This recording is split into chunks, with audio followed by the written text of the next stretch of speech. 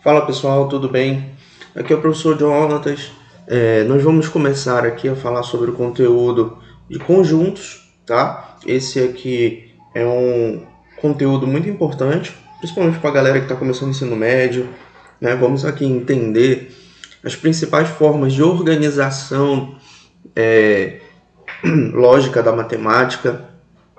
Vai ajudar muito a gente a entender posteriormente funções, né? Então, assim, é muito interessante que a gente conheça cada conjunto, as definições de conjuntos, porque é uma estrutura lógica de organização que nos auxilia a compreender, a gerenciar as outras ciências e também, né, os outros conteúdos de matemática, tá bom, pessoal?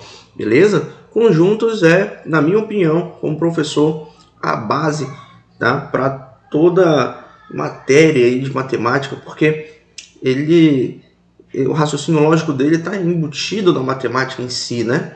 Então, vamos lá, pessoal, acompanhe aqui comigo que a gente vai dar o nosso melhor aqui para você aprender esse conteúdo aqui da melhor maneira possível, tá bom?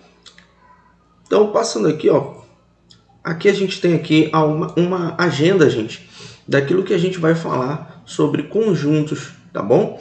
Então, vamos lá. Vou pontuar aqui pra gente, da melhor maneira possível, quais são os tópicos que a gente vai ter. A gente tem 9 tópicos aqui inicialmente para conversar. É muito diálogo, tá, pessoal? Aqui você vai encontrar apenas o conteúdo. Eu não vou estar resolvendo exercício nessa aula. Eu vou estar preparando aulas, uma playlist só de resolução de exercícios. Cada vídeo um exercício e você vai estar assistindo essa playlist depois. E eu vou estar indicando aqui na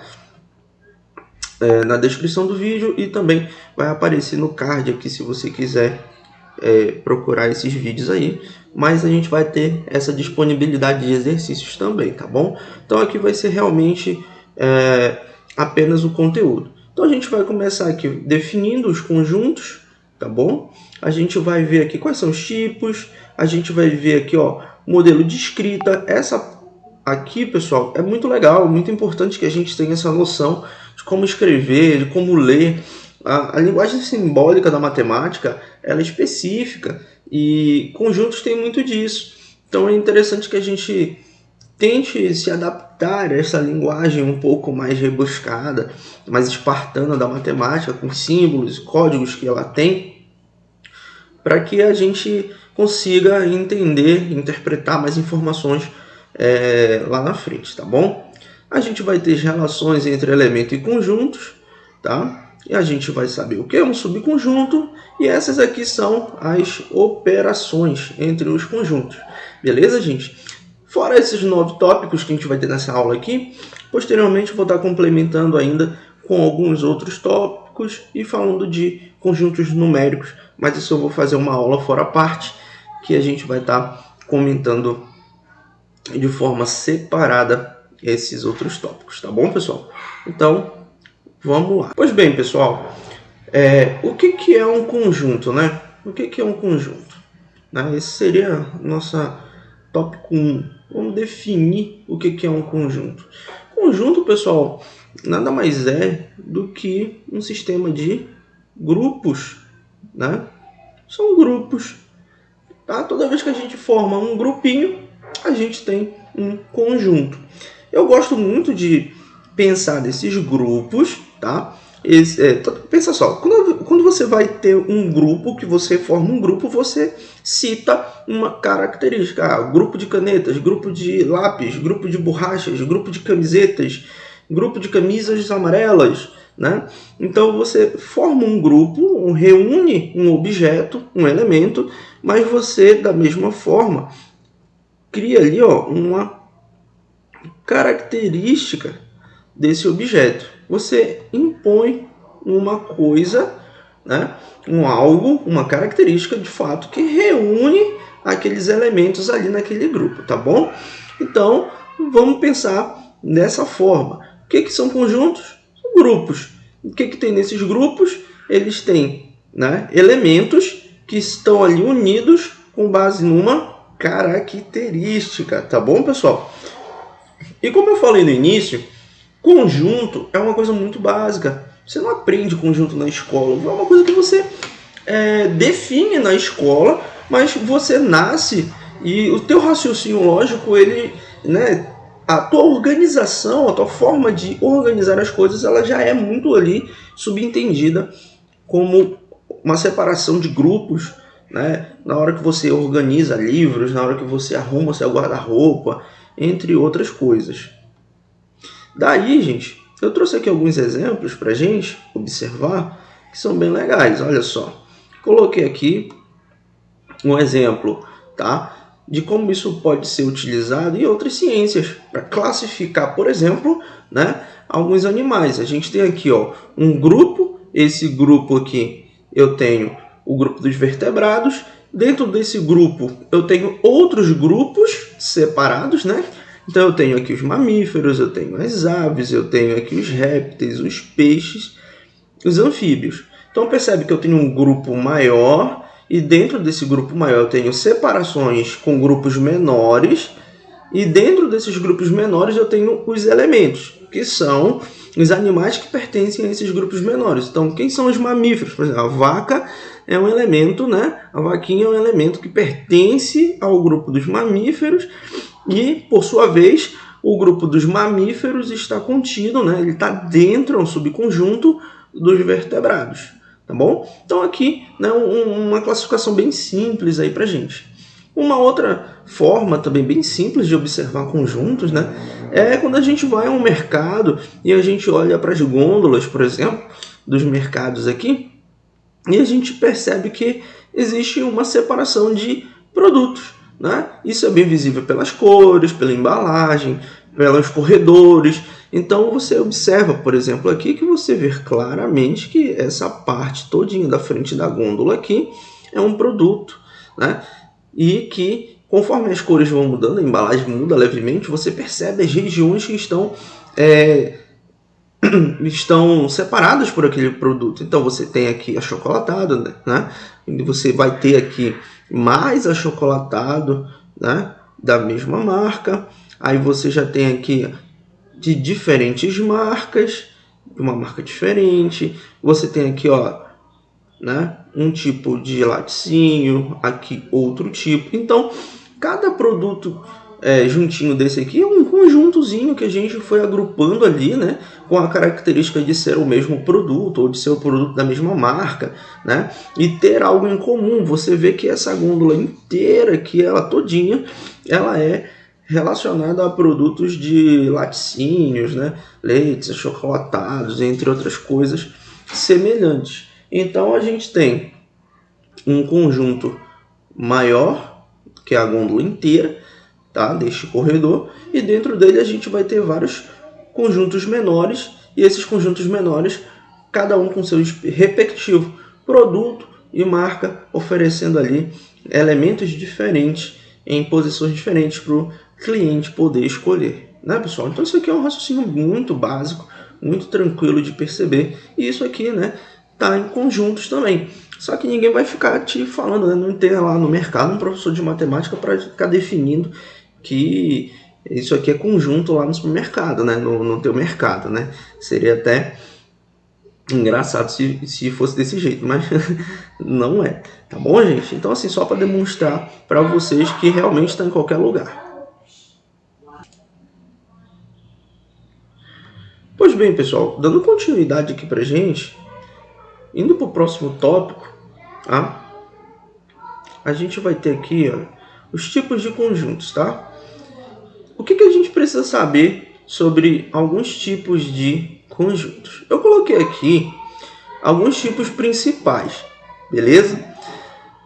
Dentro disso, é óbvio que existem outros tipos. Minha recomendação é sempre, gente, que você pegue um livro para você dar uma lida, cara. É muito importante que você tenha o hábito da leitura. E principalmente o hábito da leitura do livro de matemática, tá bom? É importante que você consiga ter esse hábito. Então, quando você pega o livro de matemática, você vai lá em conjuntos, você vai ver os tipos, ele pode te sugerir lá outros tipos mais particulares. Eu trouxe aqui aqueles tipos que são mais usados, né? Que talvez a gente necessite mais. Beleza, pessoal? Então, vamos lá. Quem são os conjuntos que são chamados de unitário? Os conjuntos unitários, pessoal, como já diz o nome, né, uni, eles têm apenas um elemento, tá bom? Então, por exemplo, eu vou criar um conjunto aqui, ó, meu conjunto A. Esse conjunto A, ele vai ter apenas um único elemento, número 1. Ou então eu posso criar um conjunto B que tenha apenas uma única letra. Pronto.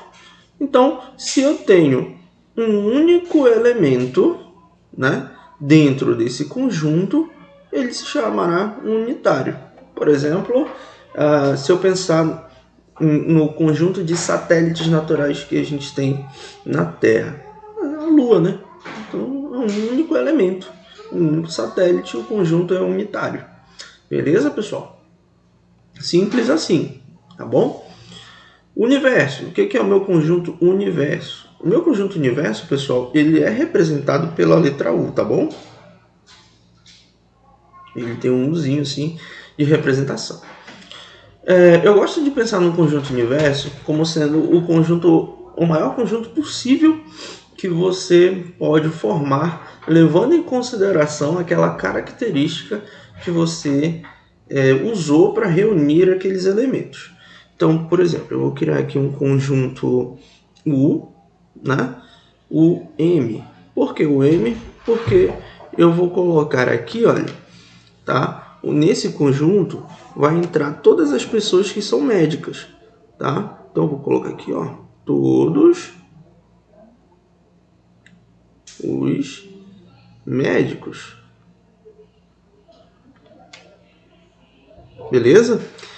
E aí, quando eu falo todos os médicos, pessoal, bom, vamos pensar no maior conjunto possível que eu tenho de ter aqui os médicos. Bom, eu tenho especialidades médicas. Pode ser que ele seja cardiologista, nefrologista, neurologista, psiquiatra. Todos são médicos. Então, todos estarão aqui dentro. Será que dá para colocar aqui dentro os médicos que são brasileiros? Dá, né? Então, médicos brasileiros estão aqui dentro. Mas será que médicos que se formaram na Europa ou que nasceram na Europa também ficam aí dentro desse conjunto? Sim, né?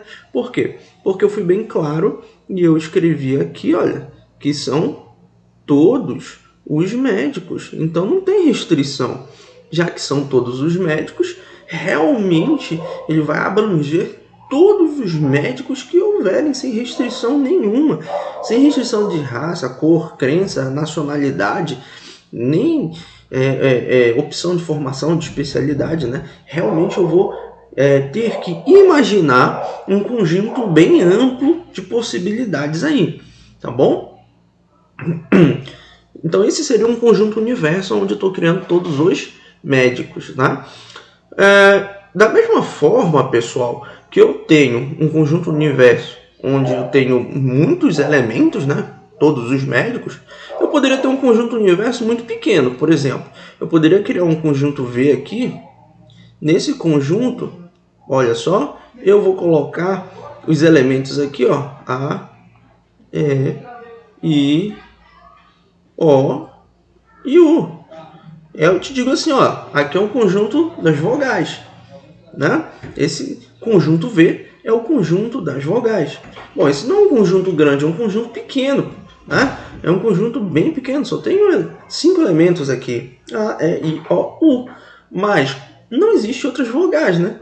Então esse é o nosso conjunto universo, é o maior conjunto possível que eu posso construir usando vogais. Então o conjunto universo, ele é o maior possível, mas ele pode ser muito grande, como o conjunto de todos os médicos, ou também muito pequeno, como o conjunto de todas as vogais. Tá bom, pessoal? Espero que você tenha entendido.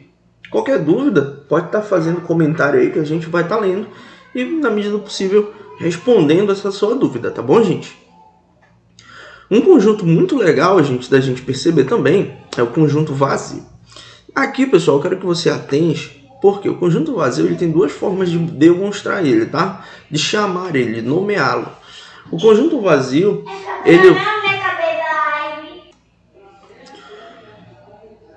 O conjunto vazio, pessoal, ele pode ser nomeado de duas maneiras, olha. Por exemplo, se eu te digo que um dado conjunto B é igual a um zero cortado, esse zero cortado é o sinal do conjunto vazio, tá bom?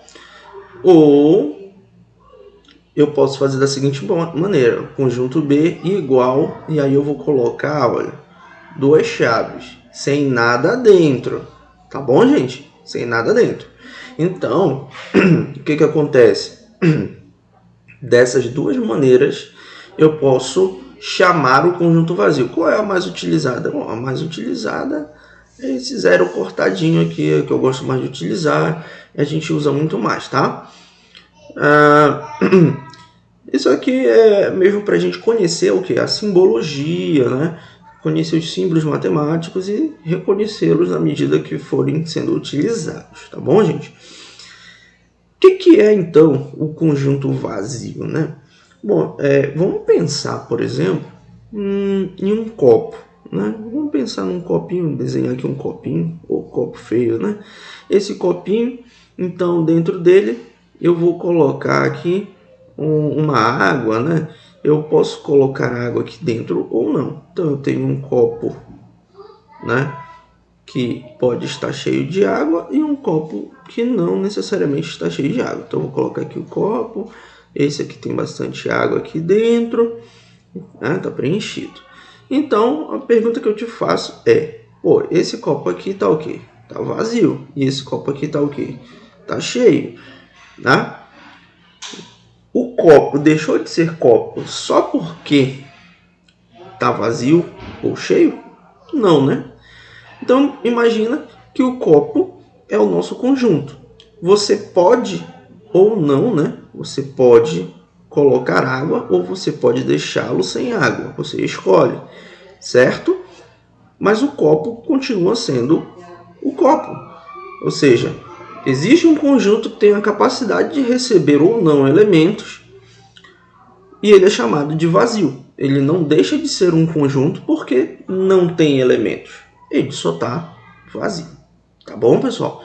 Acho que essa é a melhor analogia que eu poderia fazer aqui para você entender o que é um conjunto vazio.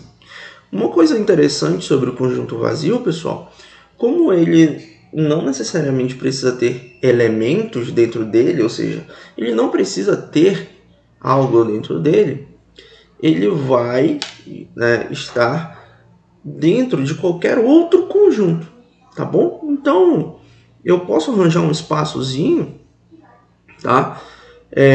Dentro de algum outro conjunto e colocar o vazio lá dentro, descobrir o vazio lá, tá bom? Isso a gente vai falar com mais ênfase lá na frente, quando a gente estiver falando de conjuntos, subconjuntos, tá bom? Mas já fica ali essa dica, tá? Para finalizar, né? Conjunto finitos e infinitos.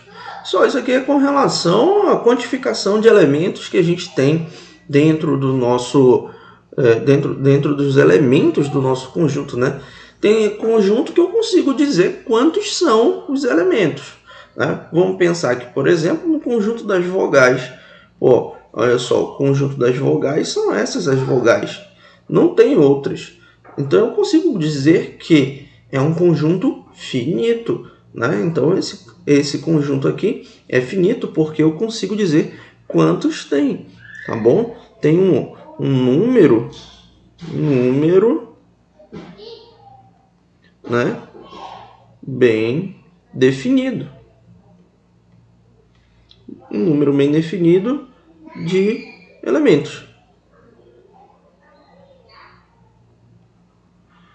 tá bom? E o infinito? O infinito é quando eu não consigo quantificar quantos são, né? Aí, por exemplo, quando eu penso no conjunto de números pares, olha só, vamos criar um conjunto P. Esse conjunto P vai ter aqui, né, todos tá? Os números, beleza? Pares. Você para pensar e quem são todos os números pares. A gente não consegue dizer quantos são, né? Eu sei que começa lá, tem o 2, tem o 4, tem o 6. Eu sei que, por exemplo, 28 é par, mas eu também sei que 1128 também é par. Eu também sei que 1 milhão é par, que termina em 0. 1 milhão e 100, 1 milhão e 200, 1 milhão e 204 é par. Então, assim, eu tenho uma variedade muito vasta de números pares. E pelo próprio entendimento, né, de como os números são formados e sequenciamento dos números, a gente vai entendendo que não tem como a gente quantificar quantos números são. Beleza, gente? Então, esses conjuntos aqui, né, a gente vai tá falando sobre a infinitude deles. E aí você, né, tem que entender aí essa diferença entre esses dois tipos de conjuntos, finitos e infinitos. Dentro dos exercícios, isso também vai ser mais trabalhado, né? E a gente vai ter ali um exercício mental. A gente precisa imaginar um pouquinho o que está acontecendo dentro daquele conjunto, quais são os números, quais são os princípios numéricos que a questão está querendo que eu pense. Números pares, ímpares, são números primos, naturais, inteiros.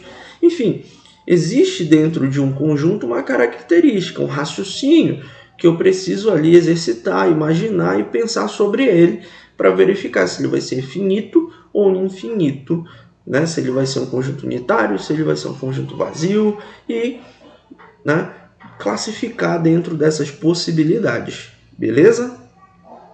Bom, vamos lá, pessoal. Dando continuidade, vindo aqui para o próximo slide, olha só, isso aqui é um slide bem legal, porque a gente vai tentar aqui trabalhar um pouquinho de como é que a gente vai utilizar a escrita, né? Como a gente vai escrever esse conjunto, né? Escrever, ler. Claro que dentro dos exercícios a gente vai praticar isso é importante também. Porém, eu poderia, né, dar 3 maneiras gerais aqui de como a gente costuma fazer isso. E são dessas 3 formas. Ou a gente fala sobre a característica geral, ou a gente vai nomear os elementos, ou a gente usa aqui uma representação do diagrama de Venn, que é justamente são bolinhas, né, que nos ajudam a interpretar o que está acontecendo aí quando a gente está fazendo operações entre conjuntos. Tá bom, pessoal? Então aqui a gente vai ter, a característica geral. O que é a característica geral? Vamos lá, vamos dar um exemplo bem simples para você entender a diferença, beleza? Depois a gente vai tentar deixar isso um pouquinho mais simbólico.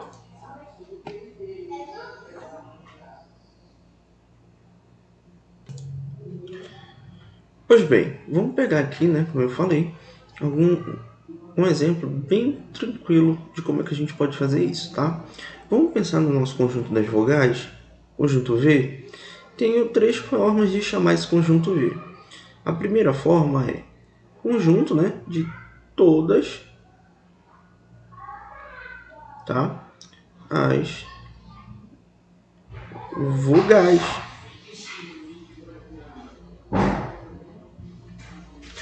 Né? Então essa aqui é a característica geral que une as vogais. A gente também pode escrever esse conjunto, pessoal, de outra maneira.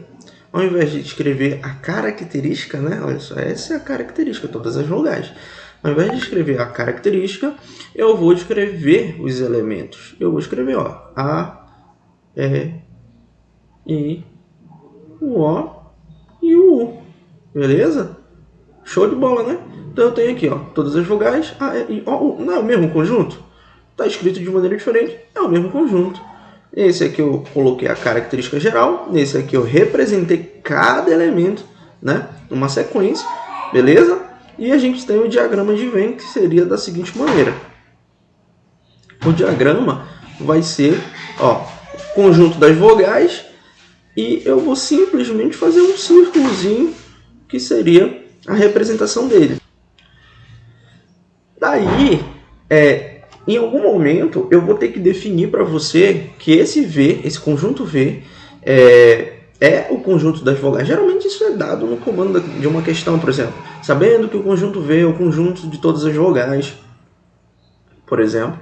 Ou então eu posso simplesmente escrever as vogais aqui dentro também, né? Colocar aqui o A, o I, o O, o E e o U. Não tem problema.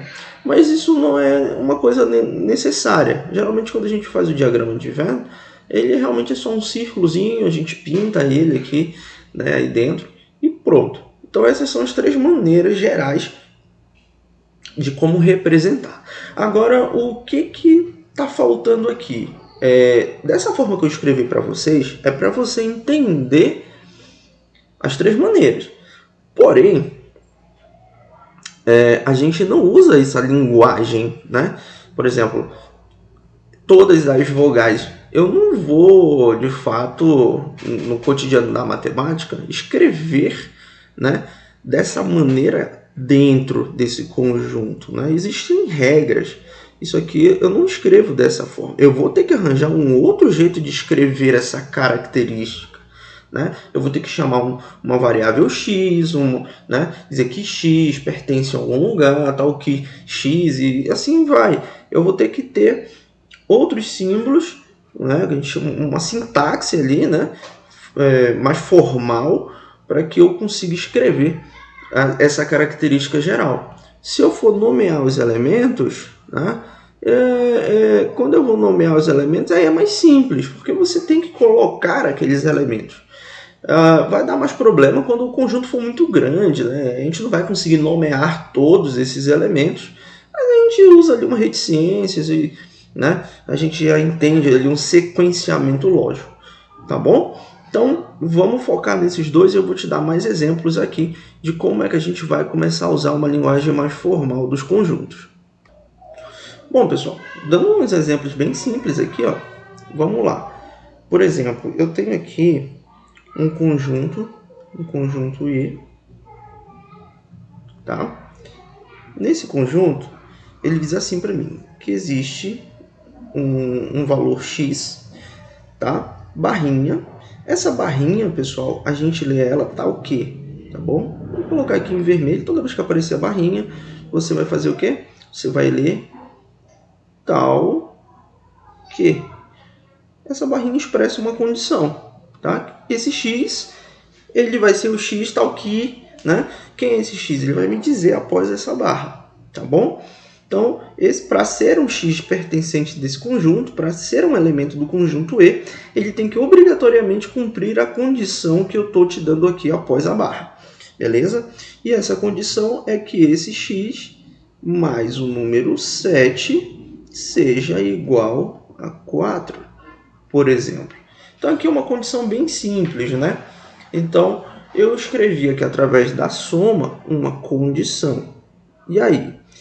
Né? Observa que esse tipo de escrita, ela reflete o quê? Uma característica geral do meu elemento. Ela não me diz quem é o elemento. Ela não me diz, olha, tem que ser... o número é esse, né? O número é 10, é 20, é 30. Ela não me diz quem é o número. Ela não sinaliza. Ela escreve uma equação e essa equação me dá a característica geral. Ela me diz qual é a característica. Se eu somar com 7d4, está dentro. E aí a gente sabe que aqui neste caso a gente só vai obter um único elemento. Se eu fosse nomear ele, né? Até colocar aqui do lado, olha, melhor, né? Se eu fosse nomear ele, qual é o único número aí que eu, somando com 7, tá? Teria um resultado igual a 4. Poxa, é o menos 3, né? Então eu sei que esse cara aqui é um menos 3. É o único número que encaixa. Então veja só, eu tenho aqui, tá bom? Eu tenho aqui um conjunto, tá? Onde ele me trouxe um x, que é o elemento desse conjunto, Mas para ser elemento desse conjunto tem que cumprir esta condição. Somar com 7 dá 4 na resposta. Pensando sobre essa condição, a gente chega ao resultado de que o único número de resposta que eu posso colocar aí é o 3. Então eu sei que esse conjunto E é um conjunto unitário. E ele também é um conjunto finito. Correto, gente? Então eu quero que você preste atenção que a gente teve duas formas de escrever aqui. Tá? Nomeando o elemento, quando eu escrevo menos 3, ou a característica geral, quando eu coloco a minha condição. Vamos colocar outro conjunto aqui para a gente entender melhor, que seria aqui um conjunto, por exemplo, F. Um conjunto F, aonde eu tenho um valor de x, ou seja, um elemento que pertence a esse conjunto F, tal que, contanto que ele cumpra uma condição. Que condição? Esse número tem que ser menor que 0. Pronto, olha só. Pois bem, vamos agora pensar em números que são menores que 0. Vamos colocar uma lista, vamos listar os números que são menores que 0. Poxa, são números negativos, né? Números negativos. Então, veja, o que vai acontecer? Se eu fosse listar, seguindo uma ordem, né, numérica, referente à reta dos números reais, então, a gente teria uma reticências.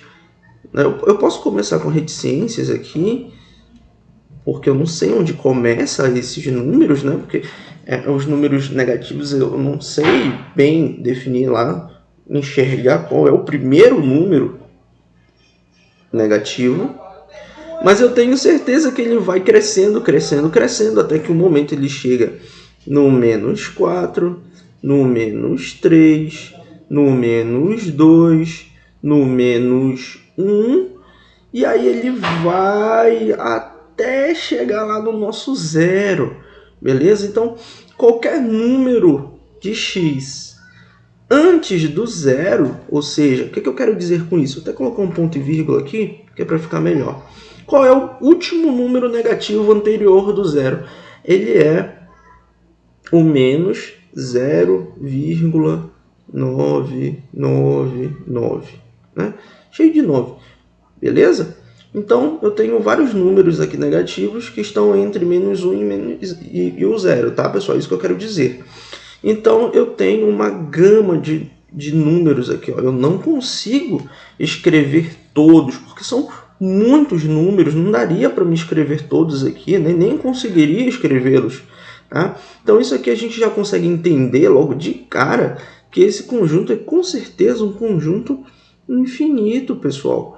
Ele é um conjunto infinito, porque são muitos números, né? Os números negativos, pelo sequenciamento de números negativos,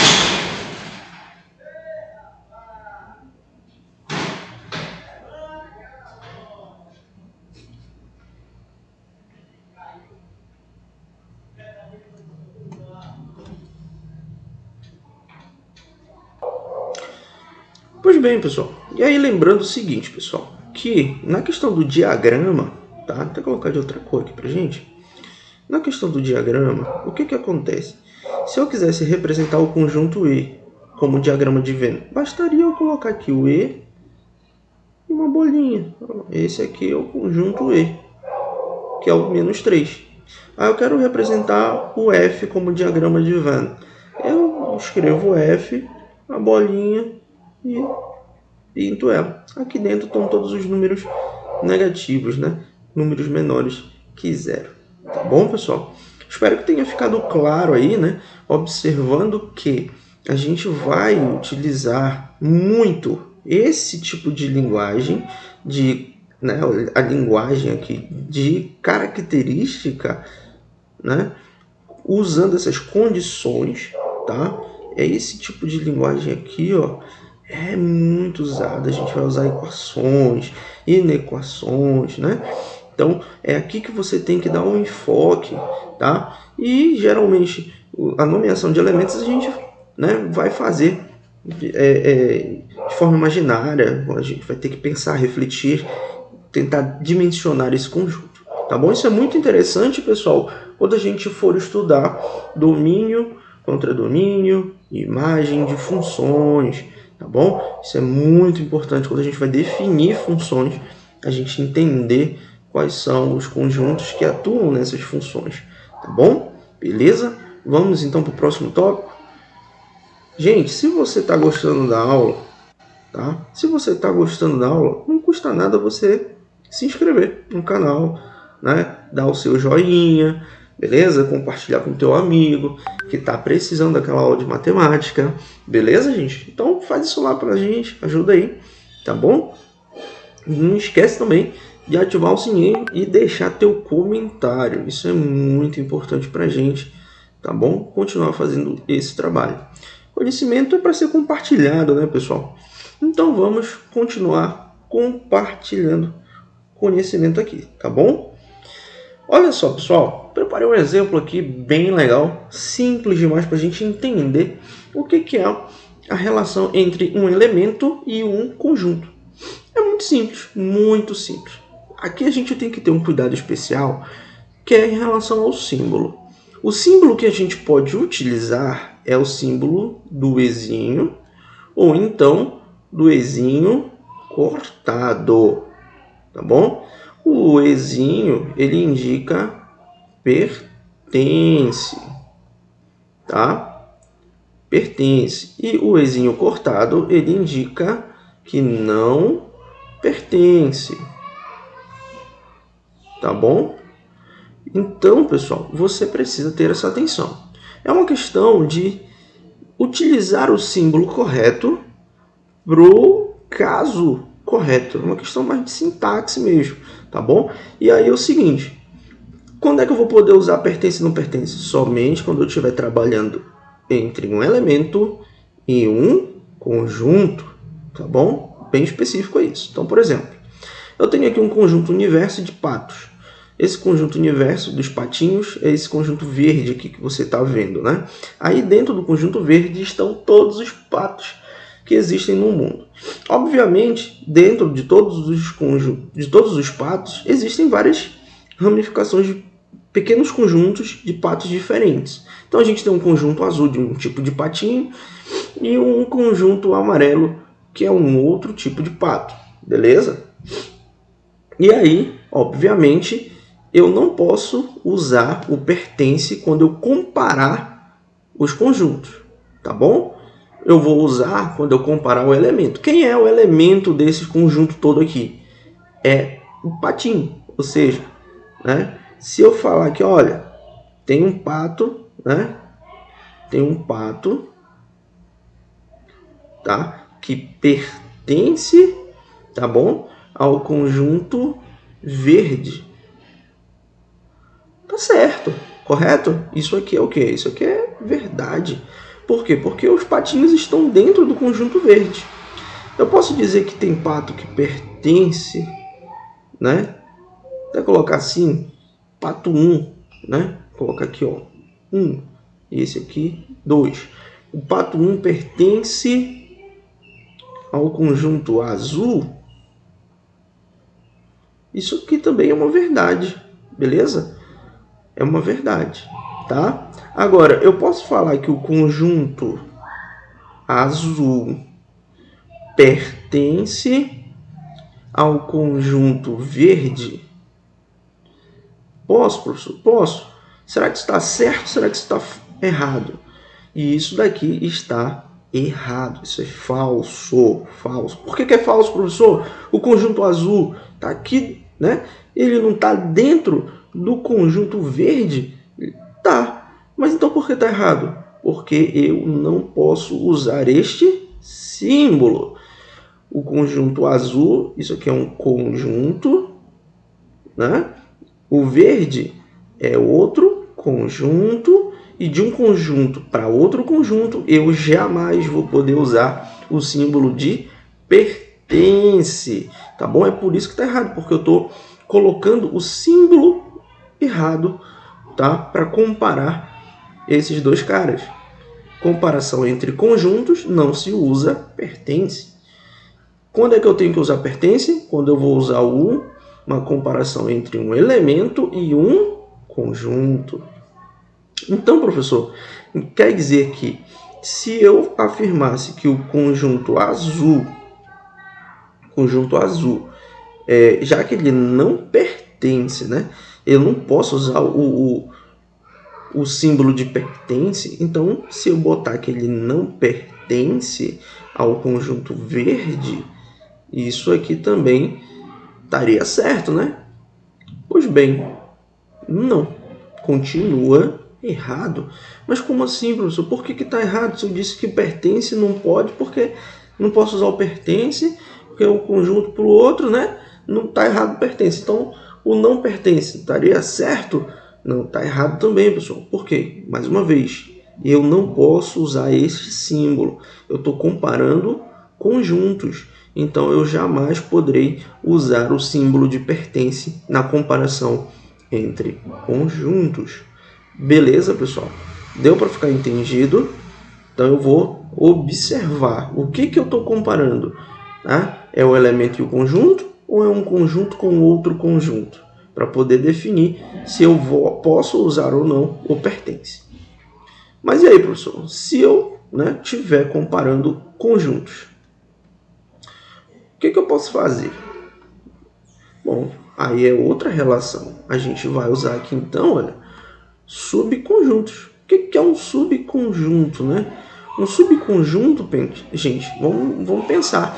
É bem simples, muito simples. É um conjunto dentro do outro, gente. Então, novamente, eu tenho meu conjunto de patos aqui, ó, meu conjunto universo, né? Eu tenho aqui meu conjunto universo, conjunto verde, são todos os patos que existem. E eu tenho aqui, ó, o patinho 1, e eu tenho aqui um tipo de pato, que é o pato 2. Cada um no seu conjuntozinho, dentro do conjunto maior. Tá bom? Conjunto azul, conjunto amarelo. Então, vou até colocar aqui AZ e o conjunto AM. Certo, pessoal? Então, o que acontece? Eu posso dizer que o pato, olha só, pato 1 pertence ao conjunto azul. Poxa, está verdade ou não? Verdade, verdade.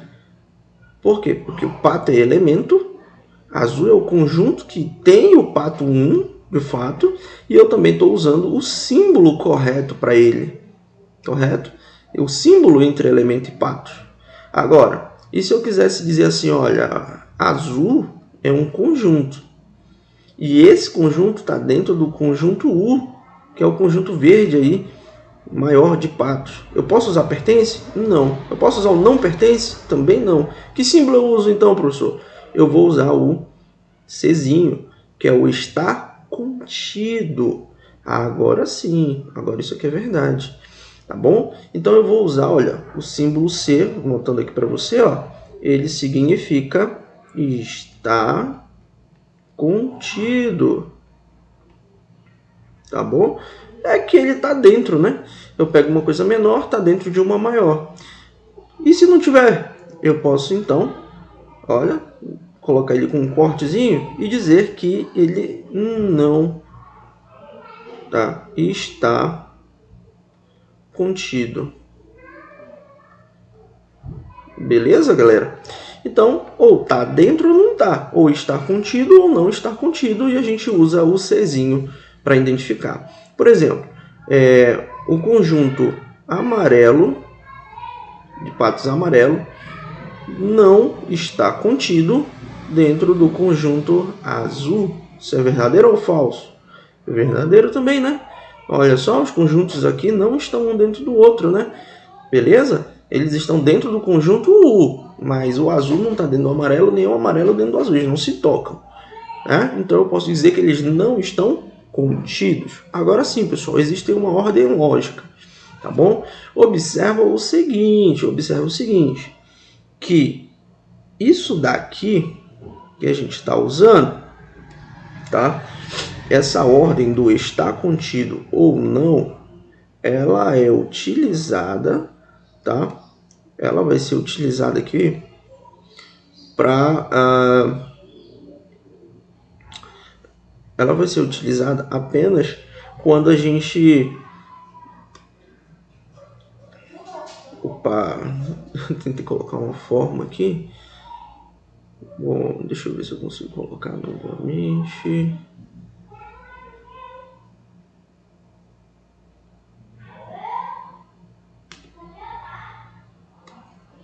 Vamos lá. Vou editar aqui. Pronto. Opa! Mexi no lugar errado.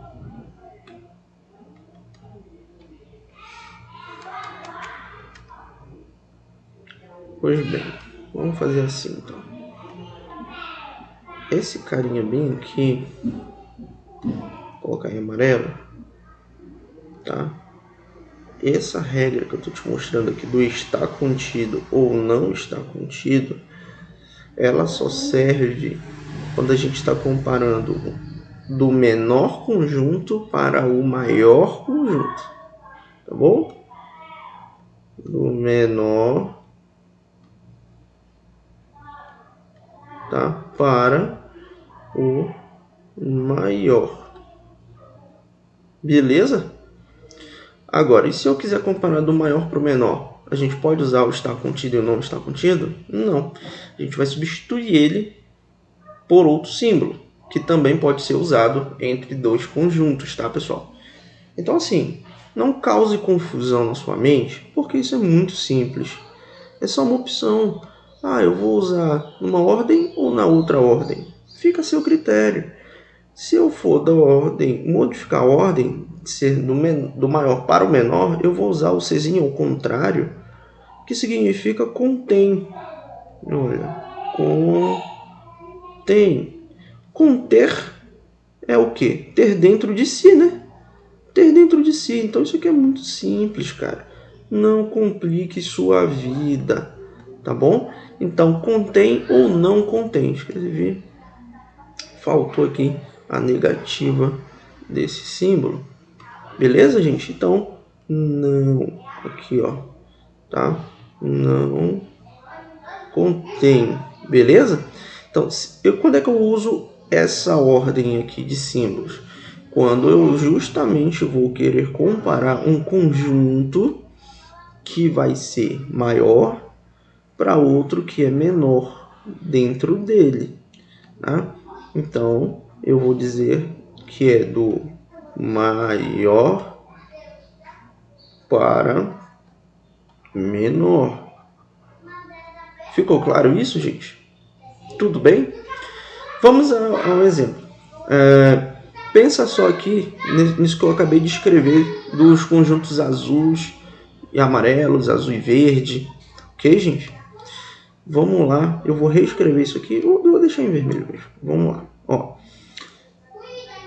Como é que eu escrevo isso aqui de novo? Usando agora o símbolo do contém. É só inverter a ordem.